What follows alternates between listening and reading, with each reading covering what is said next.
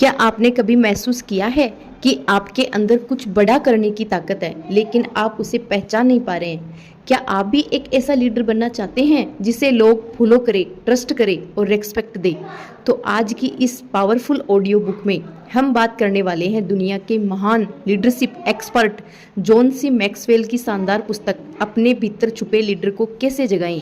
इस किताब में आपको मिलेगा लीडरशिप का असली मतलब, खुद को कैसे ट्रांसफॉर्म करें और वो माइंडसेट जो आपको भीड़ से अलग बनाता है। अगर आप अपनी ज़िंदगी में सिर्फ फॉलोअर्स नहीं बल्कि लीडर बनना चाहते हैं तो इस वीडियो को अंत तक जरूर देखें, क्योंकि आज आपके अंदर का लीडर जागने वाला है।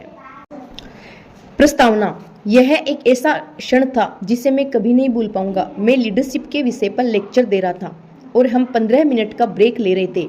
बॉब नाम का एक आदमी भागते हुए मेरे पास आया और उसने कहा, आपने मेरा कैरियर बचा लिया, आपको बहुत बहुत धन्यवाद। जब वह पलटकर वापस जाने लगा तो मैंने उसे रोका और उससे पूछा, मैंने आपका कैरियर किस तरह बचाया? उसने जवाब दिया, मैं 53 साल का हूँ और पिछले 17 साल से मैं ऐसे पद पर हूँ जिसमें लीडरशिप की ज़रूरत है। अभी कुछ समय पहले तक मैं संघर्ष कर रहा था और इस बात पर दुखी था कि मुझ में लीडरशिप की योग्यता न होने के कारण मैं सफल नहीं हो पा रहा था। पिछले साल मैंने आपके लीडरशिप सेमिनार में भाग लिया और वहां मैंने जो सिद्धांत सीखे उन पर मैंने तत्काल अपने ऑफिस में अमल करना शुरू कर दिया और यह हो गया। लोग मेरे पीछे चलने लगे। पहले तो ऐसा धीमे धीमे हुआ, परंतु अब वे पूरी तत्परता से ऐसा करते हैं। मेरे पास लीडरशिप का अनुभव बहुत था, परंतु मेरे पास उसकी योग्यता बिल्कुल नहीं थी। मुझे लीडर बनाने के लिए धन्यवाद। बॉब जैसे कई लोगों के प्रमाण मुझे लगातार प्रोत्साहित करते हैं कि मैं लीडर को विकसित करने में अपना इतना सारा समय लगाऊं। यही वजह है कि मैं अमेरिका और दूसरे देशों में हर साल 10 लीडरशिप सेमिनार आयोजित करता हूं। यही वजह है कि मैं ये पुस्तक लिख रहा हूं। आप जो पढ़ने जा रहे हैं वे ऐसी योग्यताओं का संग्रह हैं जिन्हें मैंने 20 साल तक नेतृत्व करने के दौरान सीखा है। 12 साल तक मैंने इन लीडरशिप सिद्धांतों को सिखाया है और बहुत संतुष्टि के साथ देखा है कि पुरुष और महिलाएं दूसरों का नेतृत्व करने में अधिक सफलता हासिल कर रहे हैं। मुझे अब यह अवसर मिला है कि मैं आपको वे सिद्धांत बताऊं। किसी भी प्रयास में सफलता की कुंजी है दूसरों को सफलतापूर्वक नेतृत्व करने की योग्यता। हर चीज लीडरशिप के साथ ऊपर उठती और नीचे गिरती है। जब भी मैं यह वाक्य कहता हूं तो श्रोताओं का बहुत मन होता है कि इसे बदलकर यूं कर दे। लगभग हर चीज लीडरशिप के साथ ऊपर उठती और नीचे गिरती है। ज्यादातर लोगों में स्वयं अपवाद बनने के बजाय अपवादों की तलाश करने की इच्छा होती है। इस समय आप एक निश्चित योग्यता स्तर पर नेतृत्व कर रहे हैं। इस सिद्धांत को सिखाने के लिए हम मान लेते हैं कि 1 से 10 के स्केल पर आपकी लीडरशिप योग्यताएं 6 के स्तर पर है। मैं इतना जानता हूं, आपके काम की सफलता कभी आपकी नेतृत्व करने और दूसरों को प्रभावित करने की योग्यता से ज्यादा ऊपर नहीं उठ पाएगी। आप अपनी लीडरशिप से ऊंचे स्तर पर लगातार परिणाम नहीं दे सकते। दूसरे शब्दों में, आपकी लीडरशिप योग्यताएं आपकी सफलता का स्तर निर्धारित करती है और उन लोगों की सफलता का भी जो आपके साथ काम करते हैं। हाल ही में मैंने न्यूज़वीक मैगजीन में हयात होटल्स के प्रेसिडेंट के यह शब्द पढ़े, अगर सर्विस उद्योग में अपने 27 वर्षों में मैंने कुछ सीखा है तो वह यह है, 99% कर्मचारी अच्छा काम करना चाहते हैं। उनका प्रदर्शन सिर्फ उस आदमी का प्रतिबिंब होता है जिसके लिए वे काम करते हैं। यह दिलचस्प कहानी प्रभावी लीडरशिप के महत्व को रेखांकित करती है। एक सेल्स मीटिंग में मैनेजर अपने सेल्स स्टाफ को उनके बुरे प्रदर्शन के लिए फटकार रहा था। घटिया प्रदर्शन और बहानों से अब मैं तंग आ चुका हूं, उसने कहा। अगर आप लोग सामान नहीं बेच सकते तो शायद बाहर दूसरे सेल्समैन होंगे जो बेहतरीन सामान बेचने के इस अवसर का लाभ खुशी खुशी उठाना चाहेंगे। फिर एक नए आए सेल्समैन जो रिटायर्ड प्रोफेशनल फुटबॉल खिलाड़ी था की तरफ इशारा करते हुए उसने कहा, अगर कोई फुटबॉल टीम नहीं जीतती है तो क्या होता है? खिलाड़ियों को बदल दिया जाता है ना? यह सवाल कुछ सेकंड तक हवा में तैरता रहा। फिर पूर्व फुटबॉल खिलाड़ी ने जवाब दिया, दरअसल सर, अगर पूरी टीम को समस्या आती थी तो हम आमतौर पर कोच को बदल देते थे। लीडरशिप सिखाई जा सकती है। लीडरशिप उन लोगों का विशिष्ट कल्ब नहीं है जो इसके साथ पैदा हुए हैं। लीडरशिप के कच्चे माल यानी गुणों को सीखा जा सकता है। इन गुणों के साथ अगर इच्छा को जोड़ दे तो दुनिया की कोई चीज आपको लीडर बनने से नहीं रोक सकती। यह पुस्तक लीडरशिप के सिद्धांत प्रदान करेगी। इच्छा प्रदान करने का जिम्मा आपका है। लियोनार्ड रेवनहिल ने द लास्ट डेज न्यूज़लेटर में कुछ पर्यटकों का वर्णन किया है जो एक सुंदर गांव में घूमने गए। जब वे एक बूढ़े आदमी के पास से गुजरे जो एक फेंस के पास बैठा हुआ था तो एक पर्यटक ने बड़प्पन भरे अंदाज में उससे पूछा, इस गांव में कोई महान आदमी पैदा हुआ था क्या? बूढ़े आदमी ने जवाब दिया, नहीं, सिर्फ बच्चे पैदा हुए थे। लीडरशिप विकसित की जा सकती है, खोजी नहीं जा सकती। सचमुच पैदाइशी लीडर हमेशा उभरेगा, परंतु चोटी पर बने रहने के लिए लीडरशिप के वांछित लक्षणों को विकसित करना अनिवार्य है। लीडर बनने के इच्छुक हजारों लोगों के साथ काम करने के बाद मैंने पाया कि वे सभी लीडरशिप की 4 श्रेणियों या स्तरों में से किसी एक में आते हैं। अग्रणी लीडर लीडरशिप गुणों के साथ पैदा होता है, जीवन भर लीडरशिप के मॉडल देखता है, प्रशिक्षण के द्वारा लीडरशिप के अतिरिक्त गुण सीखता है। महान लीडर बनने के लिए आत्म अनुशासन होता है। टिप्पणी, इन 4 गुणों में से 3 गुण सीखे जा सकते हैं। ज्ञानी लीडर जीवन भर लीडरशिप के मॉडल देखता है, प्रशिक्षण के द्वारा लीडरशिप सीखता है। महान लीडर बनने के लिए आत्म अनुशासन होता है। टिप्पणी, सभी तीनों गुण सीखे जा सकते हैं। संभावित लीडर जिसने हाल ही में लीडरशिप के मॉडल देखे हो, प्रशिक्षण के द्वारा लीडर बनना सीख रहा हो, अच्छा लीडर बनने के लिए आत्म अनुशासन हो। टिप्पणी, सभी तीनों गुण सीखे जा सकते हैं। सीमित लीडर जिसने बहुत कम लीडर देखे हो या बिल्कुल भी न देखे हो, जिसे लीडरशिप ट्रेनिंग सीमित या नहीं मिली हो, जिसमें लीडर बनने की इच्छा हो। टिप्पणी, सभी तीनों गुण सीखे जा सकते हैं। लीडरशिप पर बहुत कम पुस्तकें हैं, ज्यादातर पुस्तकें मैनेजमेंट के बारे में हैं। लीडरशिप और मैनेजमेंट के बीच के अंतर को लेकर बहुत दुविधा नजर आती है। अमेरिका के स्वास्थ्य, शिक्षा और कल्याण विभाग के पूर्व सचिव जॉन डब्ल्यू गॉर्डनर वाशिंगटन डीसी में लीडरशिप स्टडी प्रोजेक्ट का निर्देशन कर रहे हैं। उन्होंने 5 विशेषताएं बताई है जो लीडर मैनेजर्स को सामान्य मैनेजर से अलग करती है। लीडर मैनेजर लंबी अवधि के चिंतक होते हैं जो दिन प्रतिदिन के संकट और तिमाही रिपोर्ट से आगे देखते हैं। लीडर मैनेजर्स की अपनी कंपनी में रुचि सिर्फ उसी यूनिट तक सीमित नहीं होती जिसके वे प्रमुख होते हैं। वे जानना चाहते हैं कि किस तरह कंपनी के विभाग एक दूसरे को प्रभावित करते हैं और वे अपने विशिष्ट प्रभाव क्षेत्र को लगातार आगे बढ़ाते रहते हैं। लीडर मैनेजर्स अपने जीवन मूल्यों और प्रेरणा पर बहुत जोर देते हैं। लीडर मैनेजर्स के पास प्रबल राजनीतिक योग्यताएं होती है ताकि वे विभिन्न व्यक्तियों की विरोधी आवश्यकताओं का सामना कर सके। लीडर मैनेजर्स यथास्थिति को स्वीकार नहीं करते हैं। मैनेजमेंट यह आश्वस्त करने की प्रक्रिया है कि संगठन के कार्यक्रम और लक्ष्य पूरे हो। दूसरी तरफ लीडरशिप का संबंध लक्ष्य बनाने और लोगों को प्रेरित करने से है। लोग मैनेज नहीं होना चाहते, वे चाहते हैं कि उनका नेतृत्व किया जाए। वर्ल्ड मैनेजर के बारे में किसने सुना है? वर्ल्ड लीडर के बारे में जरूर सुना है। एजुकेशनल लीडर के बारे में जरूर सुना है। राजनीतिक लीडर, धार्मिक leader, scout leader, community leader, labour leader, business leader, हाँ, वे नेतृत्व करते हैं, वे मैनेज नहीं करते। गाजर हमेशा छड़ी पर जीतती है। अपने घोड़े से पूछ ले, आप अपने घोड़े को पानी तक नेतृत्व कर सकते हैं, आप उसे पानी पीने के लिए मैनेज नहीं कर सकते। अगर आप किसी को मैनेज करना ही चाहते हैं तो अपने आप को मैनेज करें, यह काम अच्छी तरह से करें और इसके बाद आप मैनेजर से लीडर बनने के लिए तैयार हो जाएंगे। काम को किस तरह से करना है यह जानना श्रमिक की सफलता है। दूसरों को काम करने का तरीका दिखाना शिक्षक की सफलता है। यह सुनिश्चित करना कि दूसरे काम को पूरा कर ले मैनेजर की सफलता है। दूसरों को बेहतर काम करने के लिए प्रेरित करना लीडर की सफलता है। मेरी इच्छा है कि आप इस योग्य बने कि लीडर के काम में सफल हो। यह पुस्तक इसी लक्ष्य के प्रति समर्पित है। जब आप यह पुस्तक पढ़ें और इसके लीडरशिप सिद्धांतों को अमल में लाएं तो कृपया ब्रूस लॉर्सन को अवश्य याद करें। अपनी पुस्तक विंड एंड फायर में लॉर्सन सैंडहिल क्रैंस सारस के बारे में कुछ रोचक तथ्य बताते हैं। महाद्वीपों के पार बहुत लंबी दूरी तक उड़ने वाले इन बड़े पक्षियों में 3 उल्लेखनीय गुण होते हैं। पहला, वे बारी बारी से लीडर बनते हैं।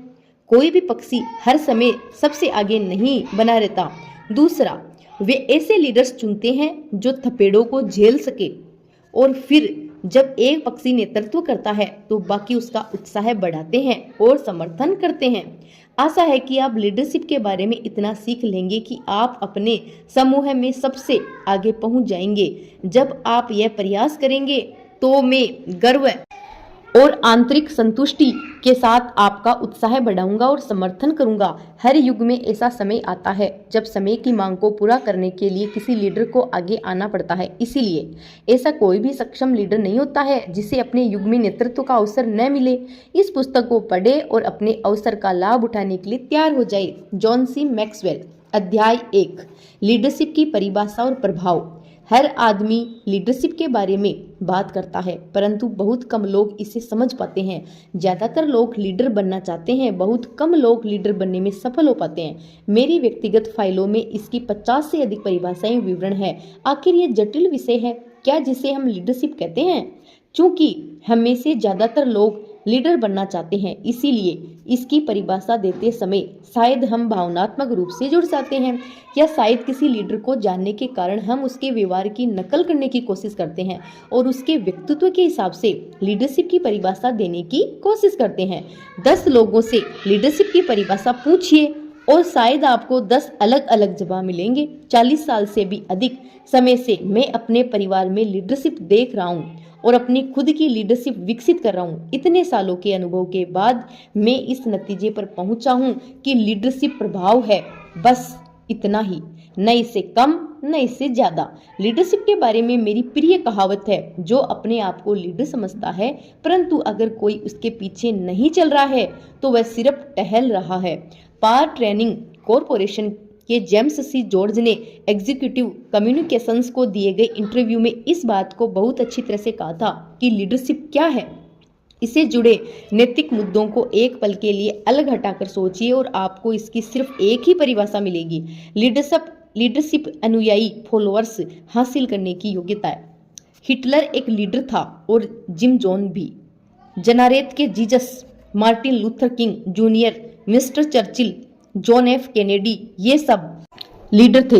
हालांकि उनके जीवन मूल्य और मैनेजमेंट क्षमता एक दूसरे से बहुत भिन्न थी, परंतु सबके पास अनुयायी थे। एक बार आप लीडरशिप को अनुयायी हासिल करने की योग्यता के रूप में परिभाषित कर लेते हैं तो फिर आप इस संदर्भ बिंदु से पीछे की तरफ चलकर यह अनुमान लगा सकते हैं कि किस तरह लोगों को अनुयायी बनाया जाए। समस्या इसी में है कि ज्यादातर लोग लीडरशिप की परिभाषा देते समय सोचते हैं कि इसमें अनुयायी हासिल करने की योग्यता के बजाय पद हासिल करने की योग्यता होनी चाहिए। इसीलिए वे पद, रैंक या टाइटल के पीछे भागते हैं और जब उन्हें वह मिल जाता है तो वे सोचते हैं कि वे लीडर बन गए हैं। इस तरह के सोच से 2 आम समस्याएं उत्पन्न हो जाती है। पहली, जो लोग लीडर का स्टेटस पा लेते हैं उन्हें अक्सर ये कुंठा होती है कि उनके अनुयायी कम है, और 2 नंबर, जिन लोगों के पास उचित पद नहीं होता है वे अपने आप को लीडर नहीं मानते हैं और इस कारण वे अपनी लीडरशिप योग्यताओं को विकसित नहीं करते हैं। इस पुस्तक में मेरा लक्ष्य आपको इस बात का विश्वास दिलाना है कि लीडरशिप प्रभाव यानी अनुयायी हासिल करने की योग्यता, इसके बाद इस बिंदु से पीछे बढ़ते हुए यह जानने में आपकी मदद करूंगा कि नेतृत्व कैसे किया जाए। हर अध्याय इस तरह से तैयार किया गया है ताकि आपके हाथ में एक और सिद्धांत आ जाए जो आपकी लीडरशिप के विकास में सहायक हो। इस पहले अध्याय का लक्ष्य है आपके प्रभाव क्षेत्र को फैलाना। प्रभाव के बारे में महत्वपूर्ण बातें। हर आदमी किसी न किसी को प्रभावित जरूर करता है। समाज विज्ञानी हमें बताते हैं कि सबसे अंतर्मुखी व्यक्ति भी अपने जीवन में 10,000 लोगों को प्रभावित करेगा। यह आश्चर्यजनक आंकड़ा मुझे मेरे सहयोगी टिम एल्मोर ने बताया। टिम और मैं इस नतीजे पर पहुंचे कि हम में से हर एक दूसरों को प्रभावित भी करता है और दूसरों से प्रभावित भी होता है। इसका मतलब यह है कि हम सभी कुछ क्षेत्रों में नेतृत्व कर रहे हैं जबकि दूसरे क्षेत्रों में कोई और हमारा नेतृत्व कर रहा है। लीडर या अनुयायी बनने से कोई भी नहीं बच सकता। लीडर के रूप में अपनी संभावनाओं का एहसास करना आपकी जिम्मेदारी है। किसी भी परिस्थिति में, किसी भी समूह में एक प्रमुख व्यक्ति होता है जो उस समूह पर अपना प्रभाव डालता है। यह प्रभाव डालने वाला व्यक्ति किसी दूसरे समूह या दूसरी स्थिति में बदल सकता है और किसी दूसरे व्यक्ति से प्रभावित हो सकता है। मुझे इसका उदाहरण देने दे। हो सकता है स्कूल जाने से पहले सुबह सुबह बच्चे पर माँ का सबसे ज्यादा प्रभाव हो। माँ यह चुन सकती है माँ यह चुन सकती है कि बच्चे को क्या खाना और क्या पहनना है। स्कूल से पहले जो बच्चा प्रभावित होता है वह स्कूल जाने के बाद दूसरे बच्चे को प्रभावित करने वाला बन सकता है। डैडी और मम्मी लंच के लिए किसी रेस्तरां में मिल सकते हैं और दोनों ही उस वेटर से प्रभावित हो सकते हैं जो उस रेस्तरां की खास डिश का सुझाव देता है। शाम को डिनर का समय पति या पत्नी की नौकरी के समय के हिसाब से तय किया जा सकता है। किसी भी समूह में प्रमुख लीडर आसानी से खोजा जा सकता है। जब लोग इकट्ठे हो तो सिर्फ उन्हें ध्यान से देखते रहें। अगर किसी मुद्दे पर निर्णय लिया जाना हो तो वह कौन सा व्यक्ति है जिसकी राय सबसे मूल्यवान नजर आती है। जब विचार विमर्श हो रहा हो तो बाकी लोग किसकी तरफ सबसे ज्यादा देखते हैं, वह कौन है जिसकी बातों से लोग तुरंत सहमत हो जाते हैं। सबसे महत्वपूर्ण बात यह है कि वह कौन है जिसके पीछे लोग चलते हैं। इन सवालों के जवाब से आप यह पहचान जाएंगे कि उस समूह में असली लीडर कौन है। हम कभी नहीं जान पाते कि हम किसे या कितना प्रभावित करते हैं। प्रभाव की शक्ति को समझने का सबसे बढ़िया तरीका यह है कि आप उस समय के बारे में सोचें जब आपको किसी व्यक्ति या घटना ने प्रभावित किया हो। बड़ी घटनाएं हम सभी के जीवन और याददाश्त पर अमिट निशान छोड़ देती हैं। उदाहरण के लिए 1930 से पहले पैदा हुए लोगों से पूछिए कि पर्ल हार्बर पर जब बमबारी हुई थी उस समय वे क्या कर रहे थे। वे आपको विस्तार से बताएंगे कि जब उन्होंने यह भयानक खबर सुनी थी उस समय उनकी भावनाएं और आसपास का परिवेश कैसा था। 1955 से पहले पैदा हुए किसी व्यक्ति से पूछिए कि जब जॉन एफ कैनेडी पर गोली चलाई जाने की खबर प्रसारित हुई थी तब वे क्या कर रहे थे। एक बार फिर आपको शब्दों की कोई कमी नहीं मिलेगी। इसी तरह की प्रतिक्रिया आपको तब मिलती है जब आप युवा पीढ़ी से उस दिन के बारे में पूछते हैं जिस दिन चैलेंजर्स में विस्फोट हुआ था। ये बड़ी घटनाएं थी, उन्होंने हर एक के जीवन को स्पर्श किया था। उन छोटी चीजों या लोगों के बारे में भी सोचिए जिन्होंने आपको बहुत ज्यादा प्रभावित किया हो।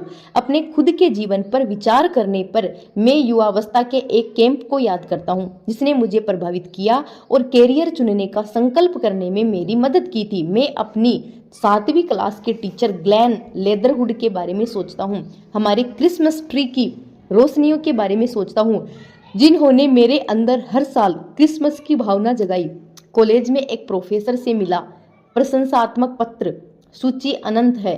जीवन में प्रभावित करने वाले बहुत से लोग होते हैं जो हर दिन हमारे दिल पर अपने निशान छोड़ जाते हैं और इसलिए हम वैसे इंसान के रूप में ढल जाते हैं जैसे हम हैं। J.R. मिलर ने इसे बहुत अच्छी तरह से कहा है कि एक पल की मुलाकातें रही है जिन्होंने जीवन भर की अनंत काल तक अमिट छाप छोड़ी है।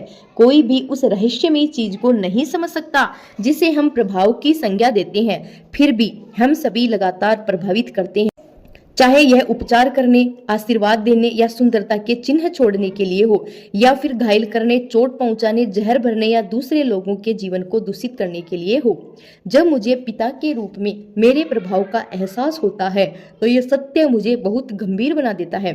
मेरे एक मित्र ने मुझे एक पट्टी दी थी जिस पर यह कविता लिखी हुई थी। अब यह मेरी टेबल पर रखी है। वह छोटा बच्चा जो मेरे पीछे चल रहा है। मैं चलना चाहता हूँ बहुत सावधानी से क्योंकि एक छोटा बच्चा मेरे पीछे चल रहा है। मैं भटकने का जोखिम नहीं ले सकता क्योंकि मुझे डर है कि वह भी भटक जाएगा।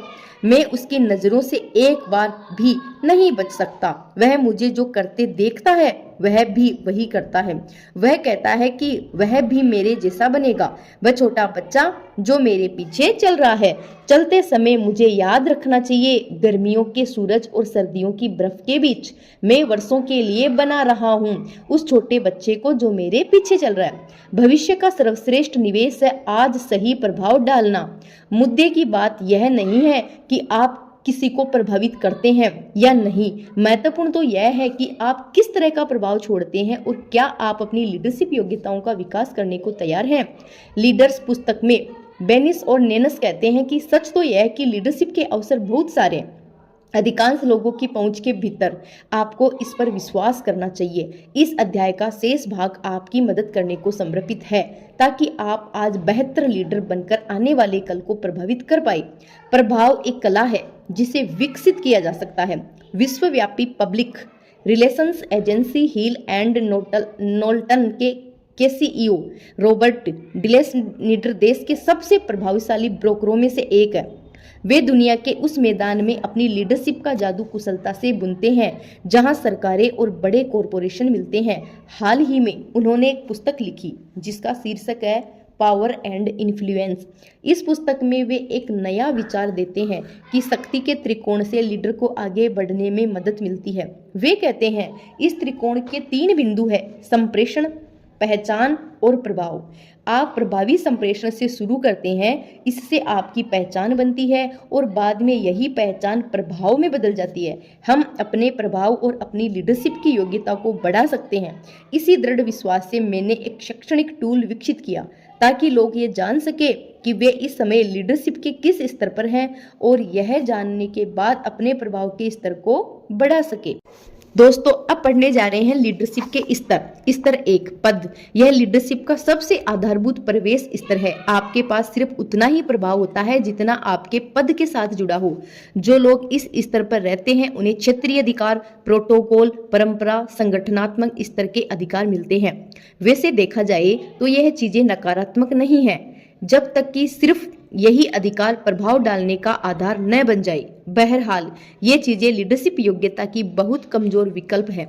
हो सकता है कि कोई व्यक्ति सिर्फ इसलिए नियंत्रण में है क्योंकि उसे किसी पद पर नियुक्त कर दिया गया हो। उस पद पर रहते समय उसके पास अधिकार हो सकते हैं, परंतु सच्ची लीडरशिप सिर्फ अधिकार या सत्ता होने से ज्यादा बड़ी चीज है। यह तकनीकी प्रशिक्षण और उचित प्रक्रिया का पालन करने से भी बड़ी चीज है। सच्ची लीडरशिप वह होती है जिसमें दूसरे लोग खुशी खुशी और विश्वास से आपके पीछे पीछे चले। सच्चा लीडर यह जानता है कि बॉस बनने और लीडर बनने में फर्क होता है। इसे नीचे समझाया गया है। बॉस कर्मचारी से काम करवाता है, लीडर उन्हें मार्गदर्शन देता है। बॉस अधिकारों पर निर्भर करता है, लीडर सद्भावना पर। बॉस डर जगाता है, लीडर उत्साह जगाता है। बॉस कहता है मैं, लीडर कहता है हम। बॉस किसी गलती के लिए दोषी को ढूंढता है, लीडर गलती को ठीक करने का तरीका ढूंढता है। बॉस जानता है कि किसी काम को कैसे करते हैं, लीडर दिखाता है कि कैसे करते हैं। बॉस कहता है जाओ, लीडर कहता है आओ हम चले।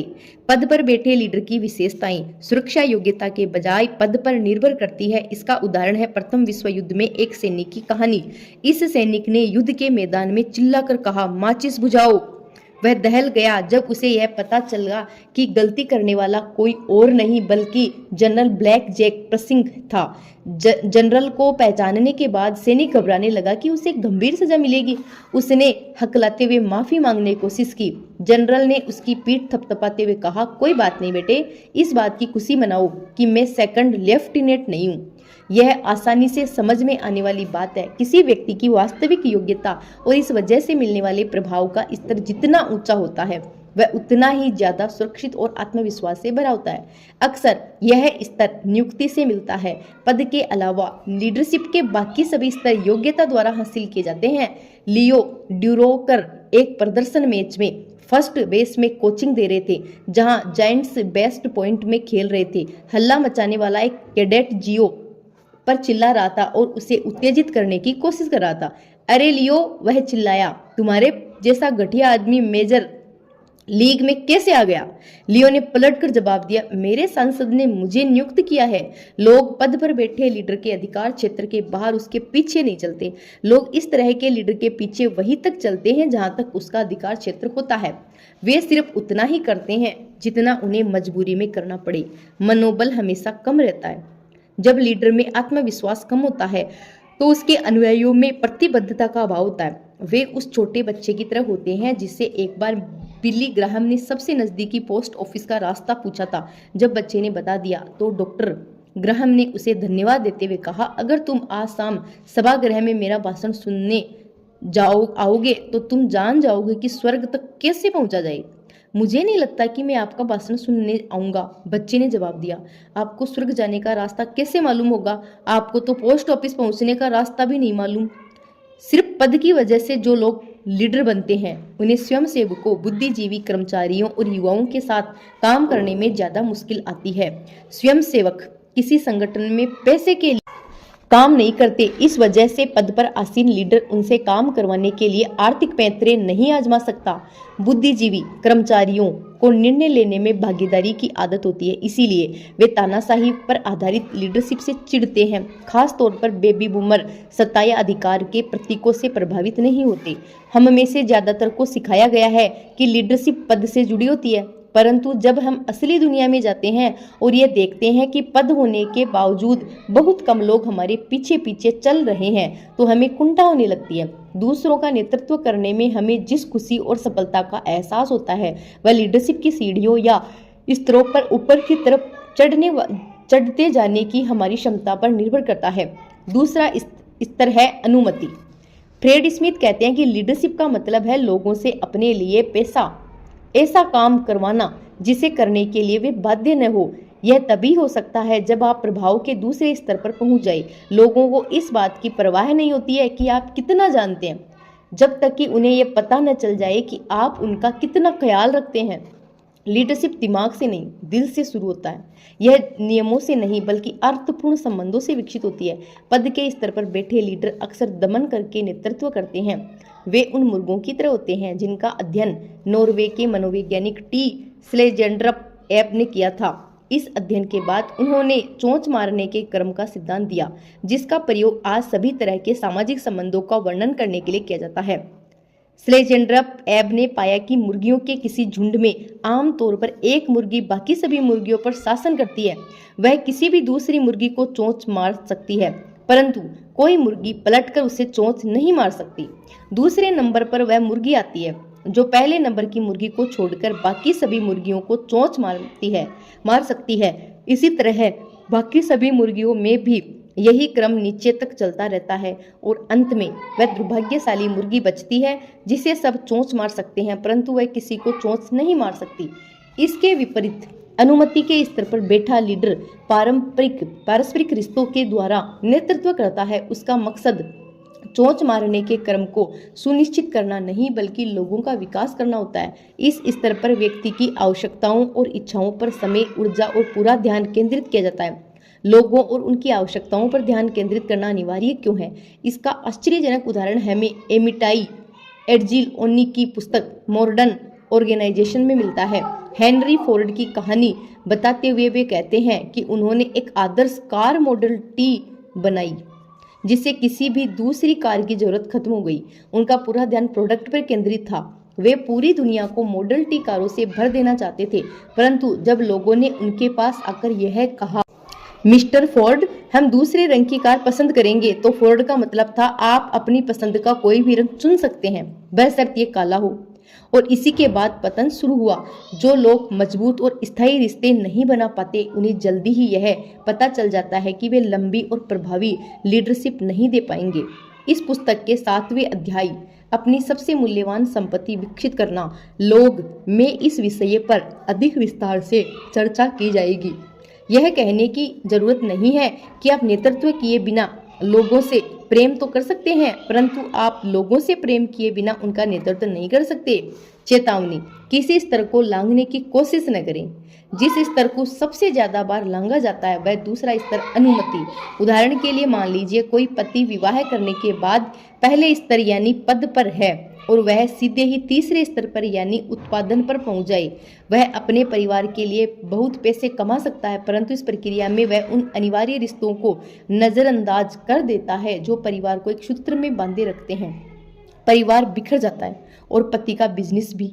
अगर आप लंबे समय तक और लगातार उत्कृष्ट काम करना चाहते हैं तो आपको ये जान लेना चाहिए कि लगातार उत्कृष्ट सफलता के लिए रिश्तों से गोंद मिलती है और शक्ति भी। स्तर 3, उत्पादन। इस स्तर पर चीजें हमें होना शुरू होती है, अच्छी चीजें। लाभ बढ़ जाता है, मनोबल ऊंचा रहता है, कंपनी छोड़कर जाने वालों की संख्या घट जाती है, आवश्यकताएं पूरी होती है, लक्ष्य हासिल किए जाते हैं, विकास होता है और तेज गति से होता है। नेतृत्व करने और दूसरों को प्रभावित करने में आनंद आता है। समस्याएं न्यूनतम प्रयास से सुलझ जाती है।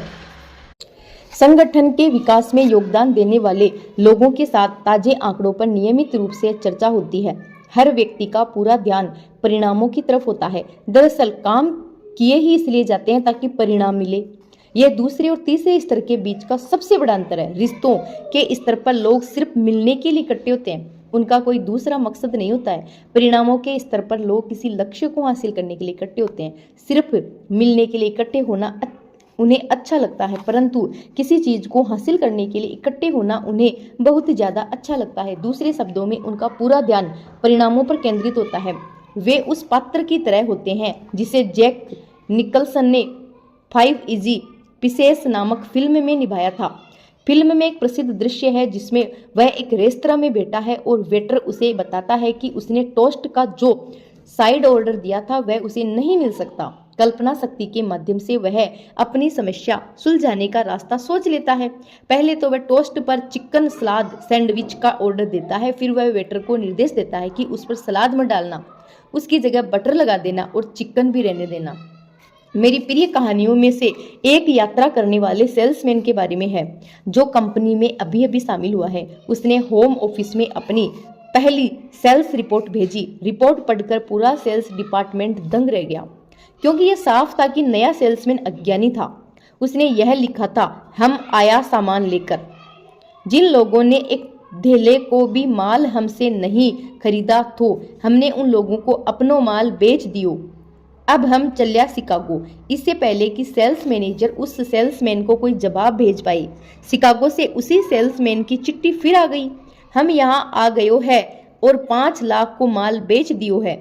सेल्स मैनेजर की समझ में नहीं आया कि वे ऐसे अज्ञानी सेल्समैन को निकाले या न निकाले, क्योंकि निकालना भी गलत होता है और नहीं निकालना भी। इसीलिए उसने इस समस्या को प्रेसिडेंट की गोद में डाल दिया। अगली सुबह हवा में उड़ने वाले सेल्स डिपार्टमेंट के कर्मचारी यह देखकर हैरान रह गए कि बुलेटिन बोर्ड पर अज्ञानी सेल्समैन की दोनों चिट्ठियां लगी थी और उनके ऊपर प्रेसिडेंट का मेमो भी चिपका हुआ था। हम लोगों बेचने की कोशिश करने के बजाय सभी तरह से लिखने की कोशिश करने में अपनों बहुत सारो समय बर्बाद करता है। इस बेचने पर ध्यान देना मांगता है। हमारी इच्छा है कि हर आदमी गूंज के इस पत्रों को पढ़ ले जो सड़क पर थाड़ो होकर इसलिए कितना बड़ा काम कर रहो है। आपको भी जाना मांगता और वैसा हिच करना मांगता जैसा उसने किया। जाहिर है हर सेल्समैन जैसे सेल्समैन को पसंद करेगा जो बेच भी सके और ढंग से पत्र भी लिख सके।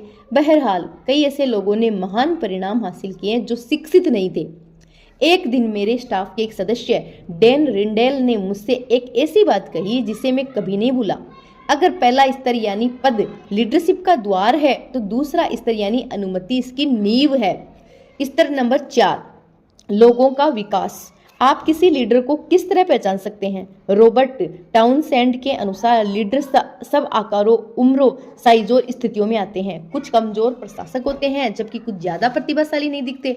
एक संकेत दिया जा सकता है, चूंकि कुछ लोग सामान्य दिखते इसलिए सच्चा लीडर इस बात से पहचाना जा सकता है कि उसकी टीम लगातार श्रेष्ठ प्रदर्शन करती है। लीडर अपनी खुद की शक्ति से महान नहीं बनता, वह दूसरों को शक्तिशाली बनाने की अपनी योग्यता से महान बनता है। बिना उत्तराधिकारी के सफलता दरअसल असफलता है। किसी कर्मचारी की मुख्य जिम्मेदारी होती है काम को खुद करना, जबकि लीडर मुख्य जिम्मेदारी होती है लीडर की मुख्य जिम्मेदारी होती है काम करने के लिए दूसरों को तैयार करना।